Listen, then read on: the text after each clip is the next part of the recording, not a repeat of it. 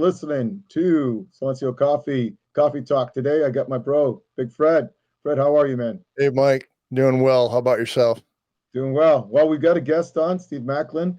Very interesting. Of all the guests we've had, I think he's going to be one of the most interesting, just simply because, A, he is a vet, and B, he's into wrestling. And this is the coolest thing to me. I'm fascinated by it, and we'll get into it. But there's so much to talk about. I think, number one, like I said, how do you get into that? Number two, why get into it? Number three, it must be really hard on the body. It must be tough on the body as someone who is fit, right? If you're not. But he's got to travel. He's got to check in hotels. He's got to eat food that's on the road. So I'm really curious about that. We'll get into that part. But I want to say hello. So, Steve, how are you today, man? I'm good. How are you? It's doing really well.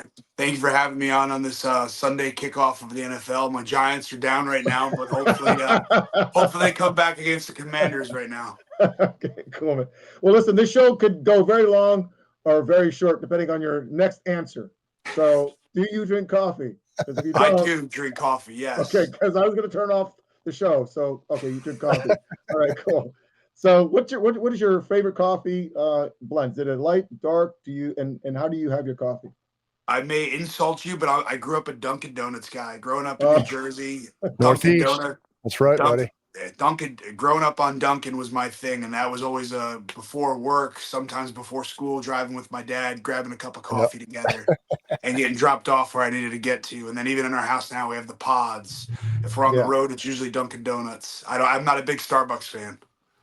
No, I hear you there. I actually drink a lot of Dunkin'. So when I don't have any you coffee, used to drink a lot of Dunkin'. But I'll have it from time to time. So if I'm on the road and I can't get anything, I'll drop by. But it won't be McDonald's or 7-Eleven. And Fred knows because my taste has I've improved, my selection. Very cool. So as far as on the road, I mean, are you the energy drinks at all as far as caffeine or? Caffeine's usually pre-workout and coffee. That's my go-to. The older I'm getting, the wiser I'm getting towards the caffeine levels of what I try to put in my body in life. When I was younger, it was caffeine, Monsters. When I was in the Marine Corps, it was Monster energy drinks all the time. Coffee bean, espresso, Monsters that I was addicted to for a while because I was like, ooh, coffee and caffeine all together, even though coffee is caffeine. So us crayon eaters were the dumb ones that just think we're getting more caffeine, but no, we weren't. Yeah. So let's get into your military career. I mean, let's get into high school, and then you're doing wrestling now. So is that something that you watched on TV, like Hulk Hogan and everything else? And then when you went to the service, what was the decision? Were they related? Where I think you always had in the back of the head if you're going to separate that's something you want to do. So I grew up in a military family. I wasn't a military brat, but all my father served, my uncle served, my grandfather served on my mother's side. Mm-hmm. So it was never instilled in me, but it was always there. And growing up, I was watching Platoon, Full Metal Jacket, Band of Brothers when that came out, Saving Private Ryan, any type of war movie that came out. Like I was always just influenced by just because my dad was Army, my uncle was a Marine. Mm-hmm. And as a kid, I ran around playing with pine cones and toy guns and fake war. And then on the other side of it too, my grandmother raised me on pro wrestling. So here I am watching pro wrestling, play fighting with my friends like we're in war. And then I'm also jumping off garages on the mattresses. We're all beating each other up. And it's like I'm doing everything as a kid that I loved. Yeah. And then now we're fast forwarding to now where I am in my life, being post-military, my deployments to Afghanistan, and now as a professional wrestler. It's odd to think that way. I'm like, wow, I'm doing everything I ever loved as a kid. And I got to do it. And it's one of the coolest things I get to tell people. It's like just to go out and chase your dream and follow what your heart is telling you to do. And a big proponent for my military career when I was in high school is what launched that was 9/11. Mm-hmm. I grew up in Rutherford, New Jersey, and that was a detrimental moment for a lot of people and for the country. Mm-hmm. And for me, just to see it from my backyard, you could see the skyline from Rutherford, New Jersey, in the New York skyline. And I had a lot of friends and family who had people that were there as well that were in New York at the time. And it changed everything. And that was kind of the propelling point for me to just go into the Marine Corps. And yeah. That's incredible that you feel that strongly about it. And I did see you on the Tunnels to Towers video last week, and I've seen it twice now. So how did that come about? Well, I want to talk about your military career, but how did you get to be involved in Tunnels to Towers? Did they call you or did you call them? My wife actually got it set. My wife also wrestles as well, and her publicist is Joanna, is the one that got kind of set up, and somehow we got in here because we've been trying to find a way to give back to the military community and give back to the veteran community as well. And Tunnel to Towers is probably one of the best foundations out there with helping homeless vets, post 9/11, and just anybody that's been just affected by that, paying off mortgages.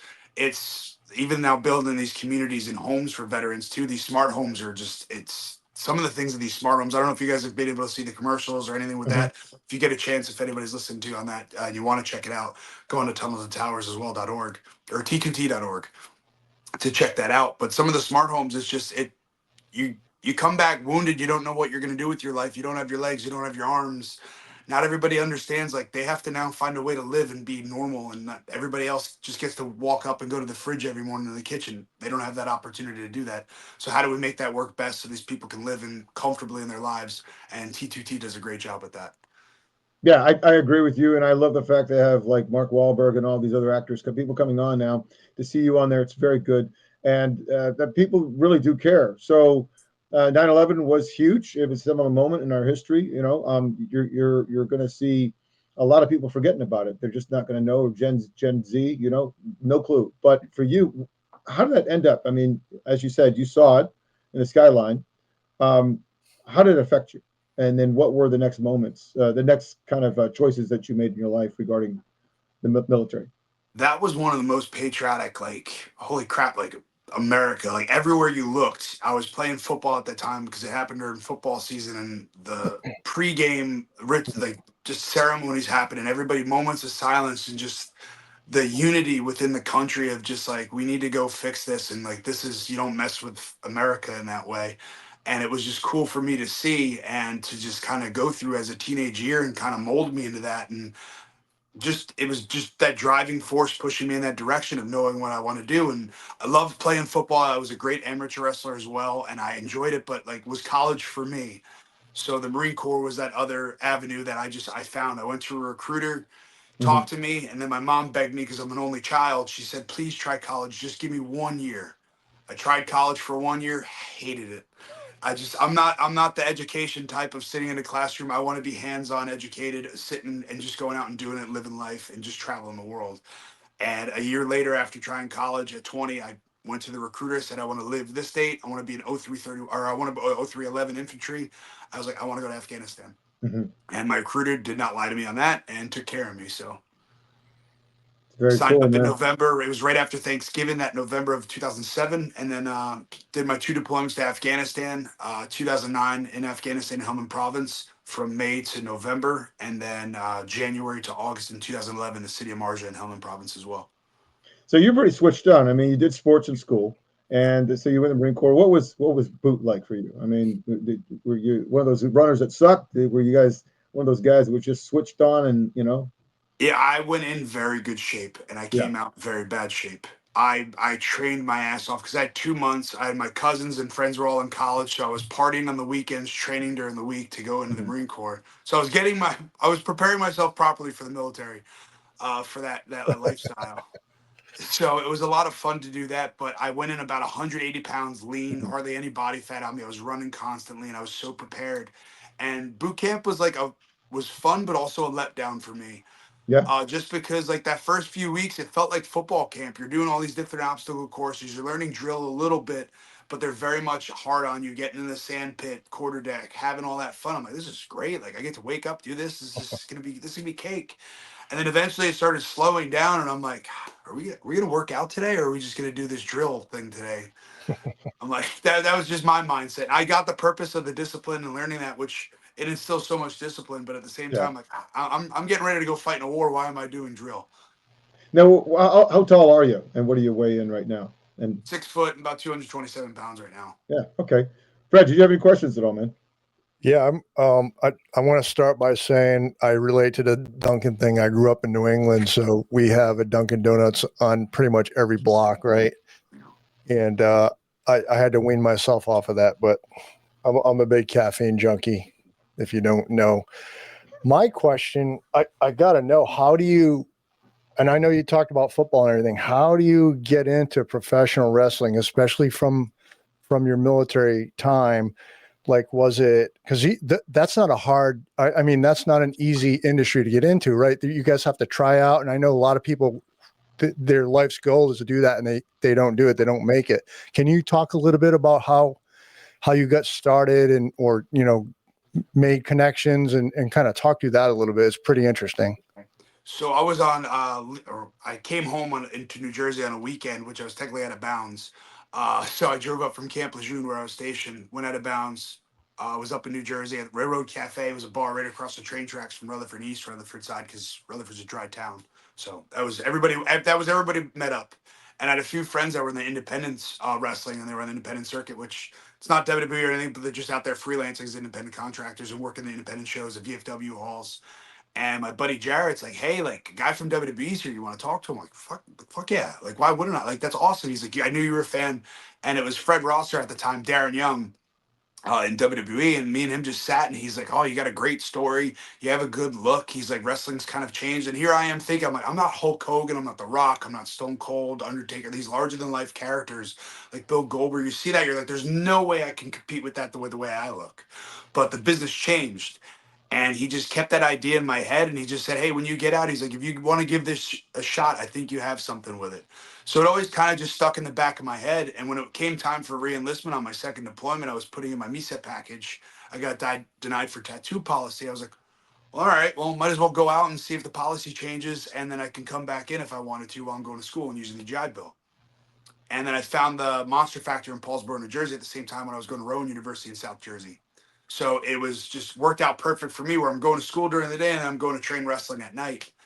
And Danny Cage, Larry Sharp, Bill Wiles, Blue Meanie was there at the time, QT Marshall, Damian Priest, who is on WWE now as well, was there as well. There are a lot of the vets that were there, and they helped me out so much with just getting my footing in the ring. And once I stepped in the ring, I felt instantly in love, and it was just natural. I apologize for the dogs, No worries. but it just felt natural, and it was fun, and it was also very good for me too with transitioning back into the civilian world. Of it's very similar in the wrestling community that it is very much in the military community, where it's that camaraderie. You're in the locker room, we're all there to help each other, even though we're going out there to perform and look like we're trying to kill each other. We're all there to take care of each other so we can go to the next town and make more money. If that makes sense. Yeah, it does make a lot of sense. I mean, I know with wrestling, a lot of it is really escapism, but it's also cathartic as well. I mean, you're offering fans a way to, you know, see a show, and a lot of people don't even like movies, so that's why they're going to go in with this action, right? And they love that. But for you guys as well, I definitely get that idea that, you know, there's this escapism, right? But you're dealing with stress, and you've got all these role models and these people who are out there who are speaking to kids through their action with the show. I think it's really cool. And you've got all these different archetypes that people can relate to. You know, kids looked at the Hulk Hogan, or they looked up to, you know, Stone Cold. So I think this is all about community and belonging. I think it's fantastic, and I'm glad you're doing it. Yeah, it's another therapeutic way for. I found so much therapy in it too for myself to be able to get my story out there. And it took a long time for me to kind of find myself of who I was, because like when I started out at the Monster Factory, I was very douchey. I was in a tag team called Flex Appeal, and we were trying to be like a variation of DX. So it was like opposite of who I was, because I wanted to just try something different and see what I could go. But it's for me who I am. I'm very much a straightforward, honest human being. And if you mess around with me or my friends, I'm gonna kick the ever living crap out of you. And that's kind of how I am in the ring as well. It's just like, listen, if you're in front of me, you're my enemy. I got to make this cash, and I'm gonna go home to my family so I can provide. So tell me about, how do you choose your character? Does the program manager choose, or you guys get a decision, or how does that work? So you kind of, when I started in Independence, you just kind of try to figure out making a character or a gimmick. To me, my character is just who I am, and it's just the volume turned up to 11. And it's just you're just being over personality pretty much as a human being, and then finding things from different movies, characters you've seen, songs, lyrics, or just how somebody speaks, you can kind of take from. And that's what I kind of just started to do at the beginning. But then once I was at the Monster Factory for about a year and a half, I got signed by WWE, which is very quick and very fast. And I'm very blessed that that happened to me, because it takes people years to get there. And I had, from my time in WWE of 2014 at the Performance Center to the time I was let go during COVID, I was there 7.5 years. Mm. I got to learn television. I got to learn character work. I got to work under dusty roads when I first got there, and learning how to Wow. just find my voice. And which is the coaches that I had there with Robbie Brookside, Norman Smiley, Steve Carino, Adam Pierce, the list goes on. The amount of guest coaches that would come in was just, I learned so much, and I got such a good education at such a young career, not having to learn the bad mistakes on the independents, that if you are going to work television and they want this type of product, this is what they want you to do. I got to learn that side of it. So it was just really friggin' cool. I'm very lucky, but also at the same time, it kind of hindered me that I was stuck in that position for so long where people knew I could wrestle, but I couldn't come over that hump of finding that character for television that was going to just transcend. Now, how does that work? Go ahead, Fred.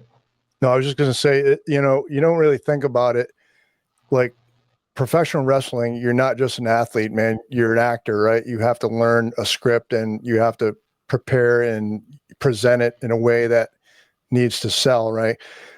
Whether people realize it or not, professional wrestling is a multi-billion-dollar industry, and it is huge. And like, you're not talking about like that backyard underground stuff. You're talking about legitimate television broadcast and you know, pay-per-view broadcast professional wrestling. So that's a big deal, man. That's pretty impressive. I'm still amazed. You know, I've got friends back home that we grew up as kids together. They're still very much like, they have their collectible title belts that they hang on their walls, and like they're like kids, right? We're all like kids, very much into it. Like the fans alone, like it's insane, man. Like that must be amazing when you walk out there and, you know, they're all screaming. They're either screaming for you or screaming against you, right? Depending on, you know, what your role is there. Now in TNA, it's great because I'm a babyface for the first time in my entire career. Because even my time in WWE and before that, I was a heel, just kind of building up. I never wanted. I just felt that role. I can make people hate me a lot more than I can make them love me, just because I'm very quiet and reserved, and I just kind of want to just keep my head down, and that's who I am in real life. But as a babyface now and working with TNA, and I've been there 4.5 years. I'm a former world champion. I'm the current TNA International Champion. And now for me as a babyface, it's so much fun to just go around and with signings, and anytime there's meet and greets and there's veterans in the crowd, it's really cool to hear a Semper Fi coming from the distance, or like somebody ringside give me a handshake and a hug, like, hey, we really appreciate what you do. I'm like, oh, what branch? Like, oh, Army, or Air Force. And it's just really cool to just see that, because I knew I was watching WrestleMania, the one that was Ric Flair and Shawn Michaels in the barracks at Camp Lejeune, and a bunch of my buddies were all in front of a monitor and just watching this like we're children again, because it is escapism, like you said earlier. It lets you go into this other world where it's movie, theater, everything that you ever want in one thing. And that's the one good thing I love at TNA, is like when you tune into TNA wrestling, it's not just wrestlers, it's not just the storytelling, there's so many different elements and characters of what you want to see. Yeah, I think you're right. I mean, you have to, you're telling a story, and there's going to be a conclusion. You know, someone's going to get a butt kicked, but at the same time, you're tied into each character, and each character, to me, the way I see it, is a projection of how you see yourself or want to be, like the heroes. You know, when you look at The Rock or you know, Senna or any of these guys, this is, you know, these hero archetypes. You know, it's kind of like these are the people that we admire, that we want the world to be. You know, we want that. Executioner guy, or we want that enforcer guy, or we want that guy who, you know, is going to teach the world a lesson, or teach someone a lesson because they broke the rules. And I think kids can view that.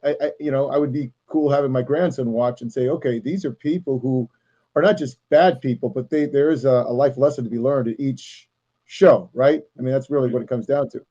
And it's just being authentic as well to who I am and to the veteran community. Because like even when I was in WWE and even now in TNA, like there's times where like, hey, would you do this with the American flag and be the hacksaw Jim Duggan style Hulk Hogan flag wave? I'm like, no, that's not what veterans really are nowadays. Like that's not me authentic wise either. Like especially being a Marine, like when you look at me, most people go, were you a Marine? I'm like, yes.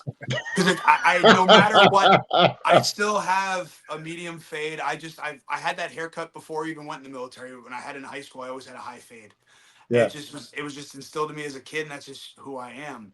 But even now, it's like I take from Captain America, I take from the John Brenthal version of the Punisher on TV, and I'm like, how can I bring authenticity to the veteran community and show the world what we are kind of alike. And I go to my friends that I served with and I'm like, hey, I have this idea. What do you think of this? Would this come across like hokey or cheesy? Or do you think this could be realistic and like helpful?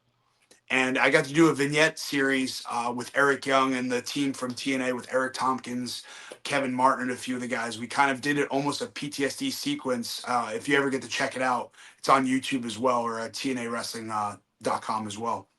But it was 6.5 minutes cinematic, no wrestling whatsoever. And it's Eric Young following me because I'm going through a crisis of trying to trust him. But now here it is, me going to a bar, and it's kind of having not so much flashbacks, but the bartender's asking me like, "Oh, when'd you get back?" I'm like, "I never left." So it's me like always in my mind is like we all miss deployment. I miss deployment all the time. I miss Afghanistan. As weird as that is like people always ask me like, "Oh, what do you miss?" I was like, "I miss deploying." Like that was life. That was easy for me. And my wife finally understands that concept too. I was like, I didn't have to worry about anything. I just once you gave into it and you protect the guy left and right of you, you worry about day to day and that's it. And then that's what it comes down to. And if the inevitable happens where you're not coming home, then there's nothing you can do about it then. So it just comes down to that. But like it was just a fun vignette to do and just kind of show a little bit of me and show flashback photos of me and just get to talk a little bit about my friends as well. No, I mean that's very interesting. You have in wrestling all these different themes, right? A betrayal and ambition, and redemption and failure. And I think the point I was trying to drive at is that a lot of kids and adults that they can find their strength in aligning with whatever story arc you guys are presenting. So if it's one on PTSD or if it's one on brotherhood, people can align with that and they can be impassioned and then they can also be emboldened, if a kid's having a bad day. Because a lot of kids will say, I grew up on Hulk Hogan. That was my gen, right? And I think it was Fred's as well. But just really this attitude of, not being a wuss, right? And loved him in was it Rocky 3, I think he was. I think it was Rocky 3. He was fantastic. Thunderlips. Yeah, that's right. Thunderlips. Right. Cool. So do you want to talk about your military career? And what was that like for you? I was with Second Battalion, 8th Marines. I was with Weapons Company. I was an 0331 machine gunner. I was a Paris Island Marine, real Marine. Not those not those Hollywood Marines. That was me, MCRD. Come on now. So No, it's okay. I'm jealous you guys had all those hills. That was more motivating for yeah, me to see some of those. those hills are. Yeah, but you guys had yours too. So you had your troubles as well. Yeah, we had the ticks, triggers, what do you want to ever call them, and then amp piles that we had to sit on because that was the fun stuff our drill instructors like to do us at Paris Island. Yeah. Good old sand fleas. So you went through Paris, and then go ahead. Paris Island, straight to infantry battalion school at up near Camp Lejeune. Was it it's Camp Geiger? Yes, Camp Geiger still. I think it's still Camp Geiger, right next to Lejeune. I started as an 0311 or 03XX, and we did that first month, and then I had a Sergeant Vinogrodsky. There was my company. He was our platoon commander pretty much for the our squad bay pretty much. And he goes, "You're going to be a machine gunner." He's like, "I have an idea for you." And he put me behind a friggin' 50 cal, and I fell in love. I just was obsessed with machine guns. Running gun drills was the most fun for me. They thought it was hazing to us or just a workout. I was like, this is so much fun for me. It just was a challenge Awesome. to just run with a tripod and full on dive, set up a gun, working team oriented, just doing different drills, learning that gun inside and out, learning the Mark 19 and the 240. It just was fun to me. And I was like, all right, cool. If I know this, I can teach this to others and help others. And the best that I can be is the best I'm going to be able to somebody else, so I can make sure somebody's coming home as well with me. And I had a blast at ITB. And then once I got stationed at Camp Lejeune, I was with 2nd Battalion, 8th Marines. They just got back from Ramadi. And then we were there for about maybe 2 months as boots before we knew which company we were in. And the first day we got dropped to Weapons Company, me and a few of my buddies. I sat in my room. I had a scout sniper platoon guy with me in my room. He was just about to get out too, so he was pretty much, his pack was dropped. And it was very cake for me on that end because he was senior, but it was also very much, I sat there with a bat my first night because I heard the horror stories of they come into your room and beat the ever living crap out of you to teach you lessons. And none of that happened. So I can happily say none of that stuff happened, but it was a lot of fun. What time frame was this? This was 2008 time frame because I went November of 07, and this is 2008 time frame. So around May to July is when I dropped to my company. Now, were you married at the time, or did you get married after No, I was not separation? married at the time. I got married when I got in the Marine Corps. Yeah. Yeah, And so I you, always, my girl at the time, I always expected to leave me, and I just was waiting for it. yeah. So Fred, I don't know if you have any questions. My last question to you, Steve, is you did 2 tours, and you probably had in the back of your head, like we all do, you want to separate or you want to stay in. Some people say, yeah, I'm 6 years in, I'll do 10. And you get to 10, you're like, I'll do 20. But for you, I mean, did you have this idea in your head you're probably going to separate at some point? I wanted to go career, and if I was going to go Okay. career, why not make money, and why not Hmm. go to officers to go to the dark side and get that officer money? So that's what I was putting in my MESET package, and the times changed a little bit at that time because I have tattoos below the sleeve, and Yeah. it was that I got this one grandfather right after I got it when I was a boot. Obviously, you can cover it with your hand, but then this one ended up getting done, shamrock and everything. But I Yeah. was told, hey, you can't with this. There's no way of doing it. Now it's just insane with the amount of tattoos that are out there for. I'm like, oh, come on, man. If I only waited a couple more years, or if I deployed one more time and came back, I would probably stayed in. But Yeah. I try not to regret anything. Even my buddies that are just about to retire, one's a gunnery sergeant, one's a first sergeant, and they're just like, you got out at the right time when you did, because you would have not been happy. And I'm Yeah. like, yeah, maybe, maybe not, but I'm also very happy with where I'm in life and what I'm doing. And I met my wife throughout wrestling, and even talking to you guys. Like, I wouldn't be the same person I am now than if I did stay in. I think just being a vet, this is the coolest thing. I mean, if anything that you accomplish in your life, I think you look back at it. And I know a lot of people make their whole life about being a vet, and that's not me and Fred. And more power to them. At the end of the day, I think just having served is noble enough. And I don't care if you were just swabbing decks because you're in trouble, but you served, right? And that's just something you can say you did. Yeah, and that's the one good thing too, is like now I have a platform to kind of utilize to bring more awareness to the vet side, and Mhm. that's also what I'm trying to do more. Like we were talking about with Tunnel to Towers, my wife and I are starting a podcast called Boots to Boots as well, where we're talking about those different transitions where you're coming to that crossroads in your life, and now you have to put on a different pair of boots. Yeah. And where are you going to go? Where's this going to take you? Are you going to trust your gut? Or are you going to just kind of fold and kind of just figure out life on your own? And we're not just talking to veterans, though. We're talking to single like in Mhm. the wrestling community, we have mothers or women that have gotten pregnant, left the business, and then came back in the business, and now they're moms. How are we going to talk to them about that? There's a bunch of veterans as well within the wrestling community. It's like, I want to know their stories and how they got into it. What made them get on a pair of wrestling boots? What made them Yeah. take off the combat boots? So there's just different avenues of things that I get to do now, using the ability, and my wife likes to call it my superpower of being a veteran. She's Mhm. like, because I used to just keep it to the wayside, and I was always very one to shy away from just getting discounts or any of that stuff. She's like, why don't you just do it? And she's like, it's there for you. I'm like, I'm not that guy. I never want to get those handouts. I've never been that person. That's just, I did what I did because I wanted to. Very cool. Fred, any questions, Very man? cool. Yeah. Um, I kind of have some questions, or a question about the physical side of it, right? And I know Mike asked a little bit about, before we started the show, about fitness and all that, and I would like to find out what your fitness routine is like, if you have one, or if you even have time for that.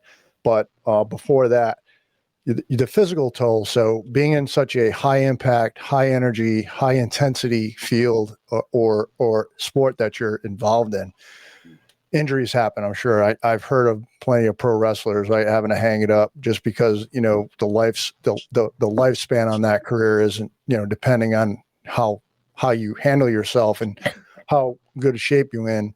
But injuries are injuries. Can you talk a little bit about that? I don't know that you've had any, or have you had any, and how do you deal with that?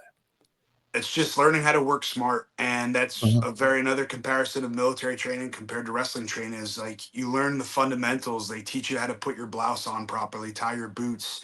It's the same in a wrestling ring. You're learning how to step in a ring, how to run the ropes, how to walk the ropes, how to find your positioning in the ring. It's attention to detail, and that's one thing that I picked up very quickly. And learning what I can do well, and also protect the others that I'm in the ring with, so that we aren't getting hurt or injured.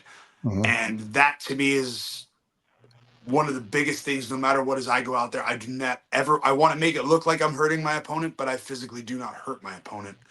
I'm always the one, if we do a move, I'm like, you good? They're like, yep, all right, cool. I'm always somebody checking in on somebody, and just because that's just who I am. And I feel that as, for how long I've been doing it, but also that's just always been me, of taking care of others.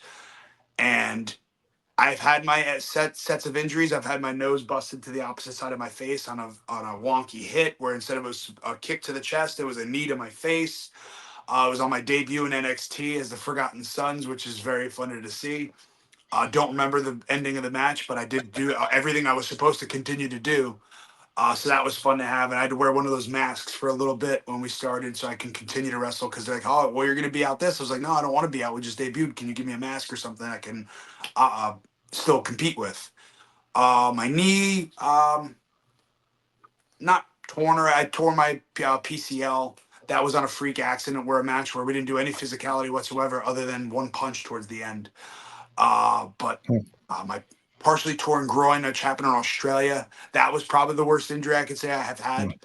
I don't wish that upon anybody. That was torture. That was the first time my wife ever saw me cry, and it wasn't by me just bawling my eyes out. It just was the moment I'm just standing there in pain, and we're in the Australian emergency room, and it's just like, I couldn't sit up, I couldn't stand up. It was just an uncomfortable, weird, and it just tears are running down my face. I'm like, this sucks. It was just, it felt like every bit of my stomach was just pulsating in and out. It's terrible. Don't wish it upon anybody. Yeah, that sounds pretty painful. No concussions. No. That's pretty good. How about what's I say no with saying yes, no concussions. Can't confirm or deny that I've had concussions. knock on wood? Yes, I've had a few here and there, but it's one of those things you don't answer just because you never know. I gotcha. Can you talk a little bit about what your fitness routine's like, if you have one, if you have time for that? Talk a little bit about that stuff.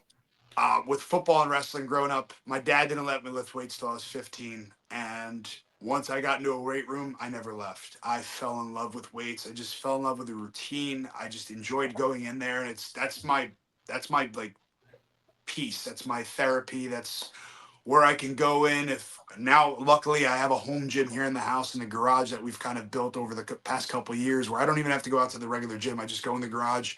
I turn on a shit ton of music as loud as I want. Nobody bothers me. And I'm just in there for maybe 2 hours max. But I love my routine.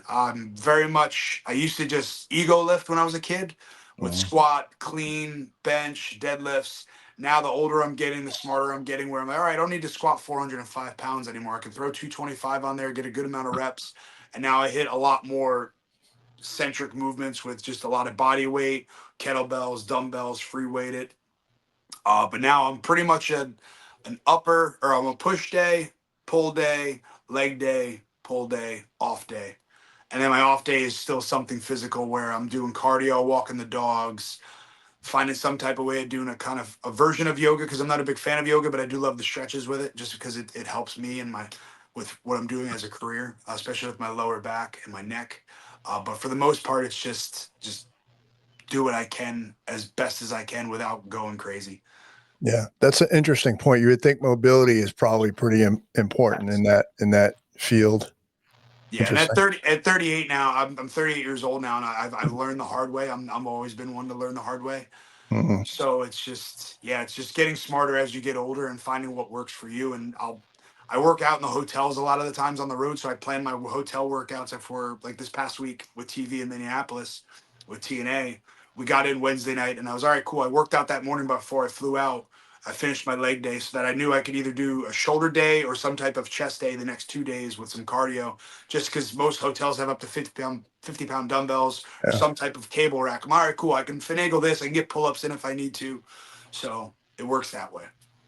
What's your recovery habits like? I mean, being on the road, do you sleep 7 to 9 hours? What's your active recovery like cardio, swimming, or anything like that? You do So like last ice night's show, therapy? last night's show, we got done. I got to the hotel about 1 o'clock in the morning. My flight boarded at 5 in Iowa, so I left the hotel at 3:50. So I got about maybe 2 hours of sleep. Slept on my first flight, slept on my second flight from Atlanta to Orlando. So there's a couple hours of sleep. I got in, unpacked my bag, threw everything in the wash, because I still have the mindset. I'm like, I never know if I'm going to get the call right away to go back out on the road. I need my stuff ready to go. So I always get my bag refit. And then I just took literally a half hour before I got on here with you guys. I was asleep for a few hours to just kind of get some sleep woke up, checked the Giants game, and then logged on here and I'm chatting with you guys. That was my sleep for the night. But for the most part, I get a good amount of sleep. Like this week, I'm home till Friday, and I'll go up to Camp Lejeune. My wife and I are doing the Marine Corps half marathon. So we're gonna walk that. I'm not. My buddy Plutz was yelling at me the other day. He's like, "You got to run that, man. He's no matter what." I'm like, "Nope, I am gonna walk that." The older I am now, that's me being smarter and taking care of my body. I'm gonna walk Yeah. that. I was going to say, when you said, because you weigh, would you say 220, 225? Yeah. Yeah, and you're running a marathon, like, ooh, wow, that good Yeah. for you, man. Yeah. No. And then we're doing the Tunnel to Towers 5K at the end of the month as well, Yeah. in New York as well. So I'm looking forward to that too. We'll be walking that one as well. So now, do you take tour buses? Do you go like like hockey teams, all the wrestlers on a bus at one point in time, or is it all just rent a car somewhere from airport to hotel? Or how does that work out? Now, how do you build that camaraderie with people other than when you're showing up at the event, on the mat? So usually on the way up in the business, you see everybody kind of on the way down as well. It's kind of like in the military, like when you do you're with your first unit and then you eventually go to a B billet and you meet people all over and then you go to different units and you start to know everybody from everywhere else. Wrestling is very much similar with that too, with the different companies. So when I was in NXT for so long at the Performance Center, I met everybody from every walk of life, every company that came in, whether they stayed with WWE or went to AEW or TNA, AAA, New Japan. You just met everybody, and you find a way to meet somebody at some point, and that's where the networking comes in. And I always kill people with kindness. I'm very nice to everybody because you never know who you're going to see again. That's just I believe in that. And when I got to TNA, my wife was there at the time, and she looks at me. She's like, "You know everybody?" I'm like, "Yeah, I did his tryout. I did his tryout at WWE." And it's just like, yeah, and you just build that rapport. And they're like, "Oh yeah, we got drunk in this town together when we were at WrestleMania this weekend. They were on this independent show. It's like we went to this bar here in New Orleans, and we're rolling down the street in Bourbon Street, just having fun." And it's just that's the cool thing. You just build those relationships along the way. But right now in the TNA locker room, it's such a tight knit group. It's a lot of people with chips on their shoulder that have been doing it or that are very fresh to doing it in the business. But everybody wants to go out there and we push each other to go out there and put on the best performances. And it's just, there's no selfishness really, but there is that competitiveness too at the same time, it just makes everybody want to compete against each other. It's all right. If you want to man up, then I'm going to just keep the ball rolling on my end. They're going to keep handing me the ball if you don't want to take it. How's that work for mental health and longevity? I mean, is that something that you fixate on, focus on a lot, or is it basically like limiting alcohol, for example? Or I know there's a lot of high pressure to do well, but how about burnout? I mean, how do you avoid those things, and how do you stay well balanced? Learning over the years kind of how to shut off, but not shut off fully. Like when I come home, my wife wrestles as well. She's with AEW right now, Deanna Perrazzo, and the Virtuosa, and we don't ever stop talking ideas and like just character development, watching wrestling. Like wrestling kind of has tuned off a little bit more and more now on our television, but for every night, wrestling's on every night of the week. No matter what you want to watch, there's a different company on. And so there's so much to watch, but at the same time, we also need to keep in the know of what's going on in the world of wrestling. Like what's getting hot here in this company? What are people attracted to? So for us, that's always the constant battle within ourselves and our own anxiety and our own just stressors that to ourselves. All right, what more can I do to get people to like me more than that person? Or what do I have to do to get more over with the crowd? Or how to connect with this crowd in this certain part of the world?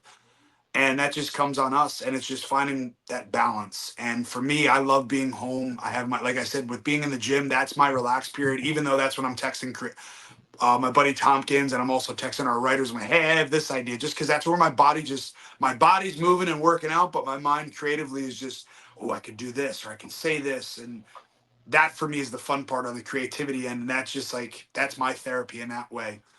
But that stress and anxiety the day of shows and the build up to those big matches, that's where it's like, oh crap, why do I do this to myself? Because your anxiety gets so level, and like I puke before every match. And everybody looks at me like, how, like, was this a thing in the Marine Corps when you were deployed? I was like, no, I was fine there. Like, I didn't throw up at all.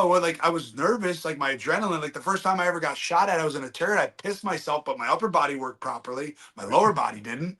But afterwards, I'm like, oh shit, okay, this is real, sweet. This really actually happens.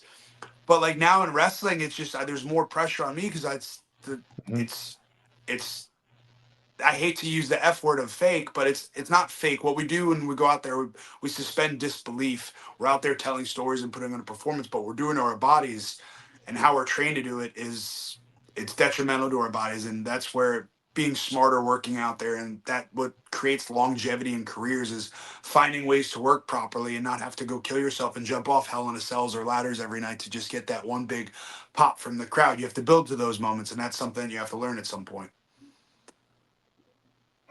Wow. If that makes Cool. sense. If that answers your question. Yeah.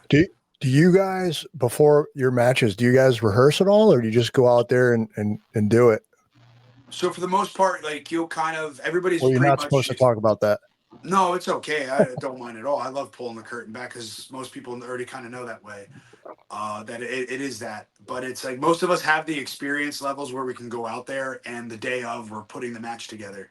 So depending on the time segment you could have a 6 to 8 minute match. But that means curtain to curtain. So within that 6 to 8 minutes, let's say it is 8 minutes. Within that 8 minutes, you have 2 entrances for each competitor, and then if it's a singles match, it's 1-1. But then if it's a tag match, now you have 4 and 4, you have 2 and 2. Mhm. Or if it's a tag match of 2 singles guys, they have to have separate entries. You have to figure that into your time. So that now takes away from your match. So my entrance is usually about a minute to minute 15. Oh. Most people, and so like this is where like the backs, this is what people don't understand is like you have that 8 minutes. I have a minute 15 entrance. The other person has a minute entrance. There's 2+ minutes gone. Now we have a 6 minute segment. Now we have to go out there. We have to I have to tell the story on my end of being a good guy. He has to tell the story on being a bad guy. We want to get our move set in so the crowd can react to it. But at the same time, how do we get them to care about me within that 6 minutes? But now we have to also be back through the curtain in that 6 minutes. So that's the fun part of just having to work with these time constraints. And again, bringing everything back to the military, it's like, all right, cool. I got to learn how to work. Most fire engagements happen between 5 to 20 minutes half the time in a firefight. So I always compared it that way. We're like, all right, cool. You go out there, we get into a firefight, 15 minutes. We come back, we refit, we say what was good, what was bad, what can be better. We move on to the next town. We move on to where we have to go to next. And it's the same in wrestling. You're going to go out there, you're going to have that 8 minute match. I have my minute entrance, you have your minute entrance. We do what we need to do. I win, they cheer. All right, we come back, we refit. Hey, this was good. This could have been better. What were you thinking here? I was thinking this. Okay, cool. I didn't know that. Sorry about this. Hey, no worries. That's where you learn each other, and it's the same in a fire team. If you're in contact and you're trying to friggin' maneuver, it's this. There's so many comparisons that I relate to wrestling from the military experience and being in the Marine Corps and having good leadership. And then that's also another thing. I was very lucky to have a lot of good people that I've listened to in the business, and it's very hard to find too. Yeah, that time management, like I had no idea. Like now that you explained it like that, that's very interesting. And I do now see where that stress comes from, that pre-match anxiety. Like I totally get that, man. You can be out there in a match. You have 15 minute seg, and right as you're going through the curtain, hey, you got to shave 3 minutes off. And it's like, okay, cool. And as you're doing your entrance, you're putting on this performance while all in your head, it's just like, all right, I can do this. I can cut this out. He can do this. We can just get to this and it'll get us where we need to be. While you're trying to put on this face to the crowd that it's like, yep, here we are. We're doing the show. And then it's just like, nope. In my head, I'm just going insanely crazy to see what they're going to react to. Why do they cut time? Is that because of like it's televised or? Yeah. So with television, it's you have that 2 hour show gap, and then you have those commercial breaks in between. And some people might go long on their segments. Most shows usually open up with a promo segment to start the show off, let the crowd know, okay, this is the story, how we're going to get the night going. And then it eventually wraps up to your main event. Sometimes people go long in their segments or short in their segments. So sometimes you can get added time or, hey, take your time out there. You guys got a little bit extra, which is also great sometimes. But the worst is when you want to go out there in the main event and you have to shave time off your match. When you're in the main event that they built to the entire time, that's where the respect factor comes in the locker room. If you're kind of that mid card to undercard, you're taking time away from the main event. Like in WWE, if you're taking time away from John Cena, who everybody paid to come see, you're doing something wrong. Yeah. So it's like that's where you get heat in the back, and that's where people kind of pull you aside, like, hey, you need to like button it up, like what the fuck, Marine? Like that's just like one of those moments where again military comes into it. It's all right, cool, I gotta hit my times to do it. But then there are those times where if you do go over, make sure you go out there and you friggin' kill it and steal the show, because then you come back and they can be like, hey, you guys went a little heavy, but that was fucking awesome. Jeez. Now, how about mentors? I mean, you meet a lot of people there. Is there anybody who's just really pulled you, to the side and helped you out a lot? Something, you must have a lot of different older guys who've been doing this. Um, That list is long, and it's even that's the I learned from even the green guys, the boots that you meet and that are new. Like I'm still learning from them as well when I wrestle them, just because I always equate it back to boot don't know. Like I hated when people would skylight somebody in front of a higher up in the Marine Corps and just to just look good for somebody. It's like he messed up because he didn't know. Like, why are you gonna just skylight? I get the point of it too, but pull him aside. And then if he does it over and over again, that's when you freaking lay into somebody.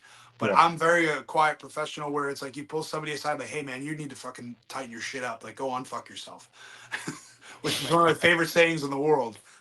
Um, but for mentors for me right now in TNA, it's Eric Young, Frankie Kazarian, who I'm in a program with. Like, they've been doing it long enough, and they've been in so many different situations where I can go to them like, "Hey, I'm thinking this. Like, I want to do this here. Like, but I want to get the crowd to this level and like accelerate here, and I want to get them to pop at this. What do you think would work here?" And they have something they've just been through their own experiences and their entire time in their career has been going through. Eddie Edwards is another one that I love to go to as well in TNA. And then I also have my producers in Ace Steel, Tommy Dreamer, at TNA, and then I can go back to my time in WWE with my coaches, with Steve Carino and Adam Pierce. Friggin' just anybody you can go to. I seek advice from anybody. It doesn't matter the experience level or not. You're always going to learn from somebody. totally agree. I've got one question for you related to movies. Fred, do you got any questions, man? No, I mean, I pretty much went through everything I had. If something comes up, I'll speak up though. Cool. Well, listen, Steve, I want to ask you about the movie The Wrestler. Great movie. I loved it. Loved it a lot. Mickey Rourke. I mean, what were your thoughts on that? And when it came out, and is it something that sticks with you now? Stays with you now? Did you like it That's all? Yeah.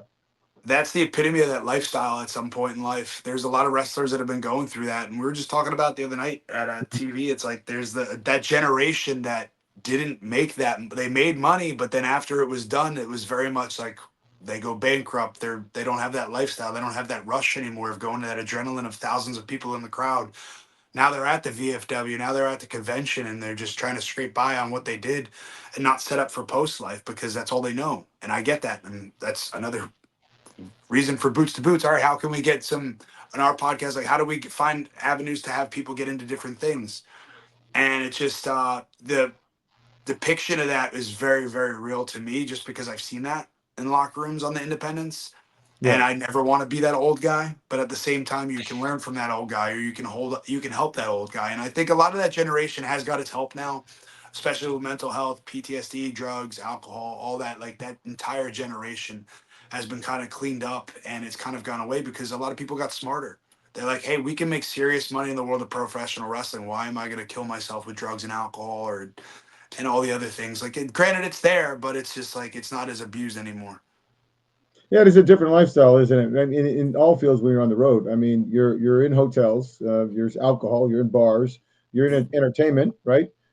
You are athletic, so it's a lot of people with a lot of energy, and they're out there. And also, it's loneliness. I mean, talking about that. If you're married, great, but sometimes you're by yourself. You don't know anybody. You're in a new town, new city. Yeah, like Long hours. I left Wednesday and I just got back today and I missed my family the whole time. Like Yeah, I miss my wife. We're not together because we're always together here at home. But when I was lucky enough when I got to TNA, we traveled together on the road, so it was a lot of fun. And then sometimes we get to still do the independence, and that's where it's fun for us because then we'll take advantage of TNA flying us or whatever company's flying us and flying a day earlier and go sightsee and try to see the world a little bit. Like we've done that with the Grand Canyon. We've done that out in Tombstone in Arizona.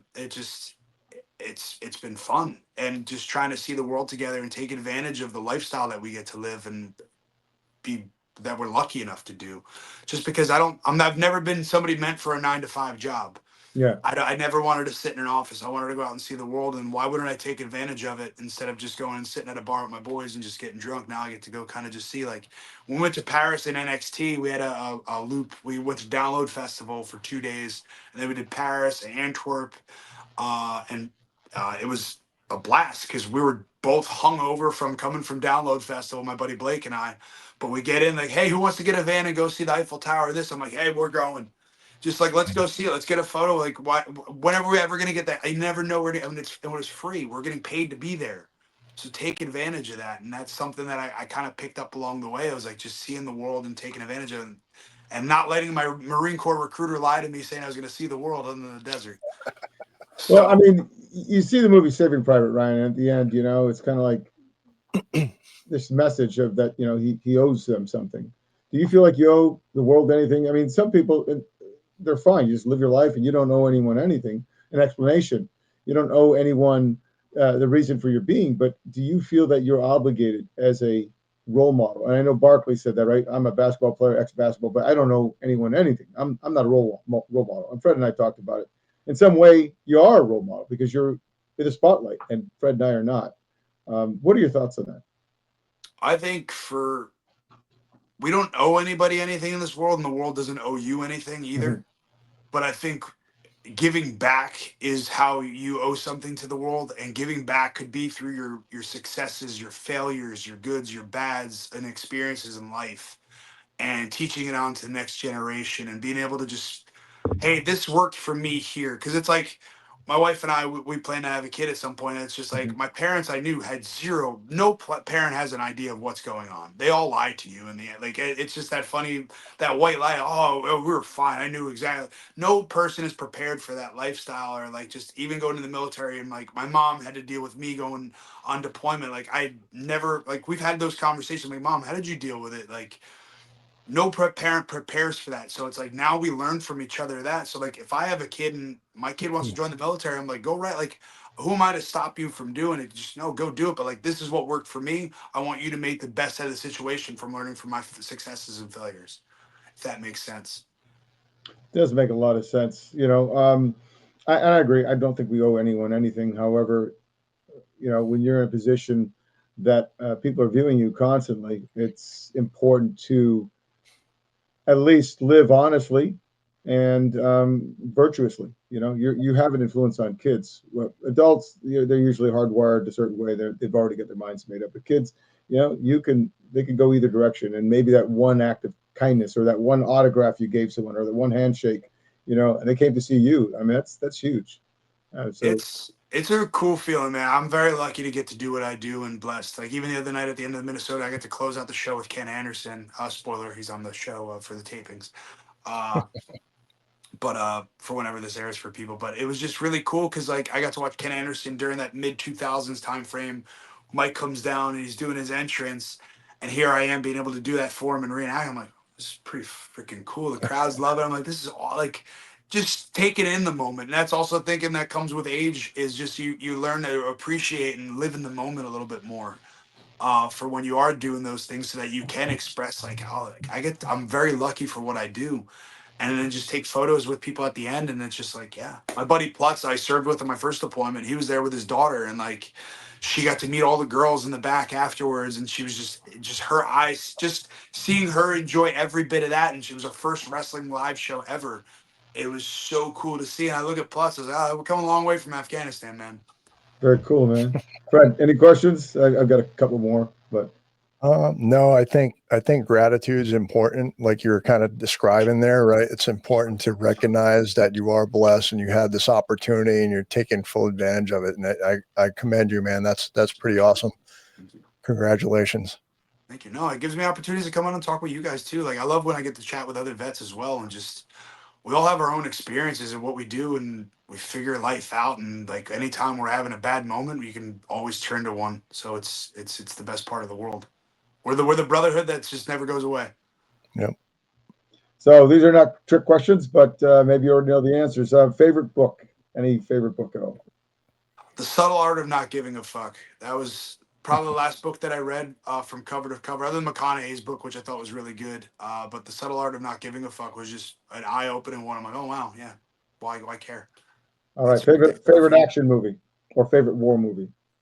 Action movie or favorite war movie? Tombstone. Tombstone. Yeah, love that one. Fred, do you Good like one. that one? That's a good one, isn't it? Oh yeah. I like it. I watched it. It comes on all the time, like TBS. I'm always watching it. All right, favorite sports movie? Rudy. I grew up on Notre Dame football with my grandmother and wrestling Yeah, with the other, and then Rudy would just made me love the Irish. So yeah. definitely. And then favorite NFL team. Come on now. I got Jeremy Shockey's photo signed up here as well on the wall too. Nice. So Cool, man. Well, listen, is there anything I didn't ask or Fred didn't ask? And is there anything you want to share with us that we hadn't covered? no, I came on here with an open mind just because I know obviously I knew we would talk about me a little bit, but I didn't know where we get to. And I love when conversations just kind of turn into something else sometimes with answers. But I appreciate you guys just having me on here to just chit chat and get my story out there to a different side of the community as well. Yeah, How definitely. about- Well, go ahead. I'm sorry. How Fred. about any plugs you want to give while you got a chance? Any, like, you're starting a new podcast, you mentioned, Yes. right? Boots to Boots. So Boots to Boots premieres on September 15th on Apple and Spotify as well, wherever you get your podcasts. It's my wife and I, and please check it out. Some teasers are going to be going out this Monday, tomorrow on the 9th, which I'm very much looking forward to. So it'll get people to kind of get that little bit of buzz around it and check it out. Also, check out this podcast. And if you don't follow me as well, follow me at Steve Maclin on X and on Instagram, and for TNAmerch.com as well for all Steve Maclin merchandise. Awesome. Well, Steve, I'm really glad that I reached out to you and had you come on. Definitely, I think what you got is great. I think you got a good story to tell. It's inspirational. It reaches a lot of people, and young and old alike can really, get into that vibe. What you're doing is just creating energy, and it's good, man. So very cool. Guys, I want to thank you for watching. Thank you for listening. We're going to post this up in about an hour.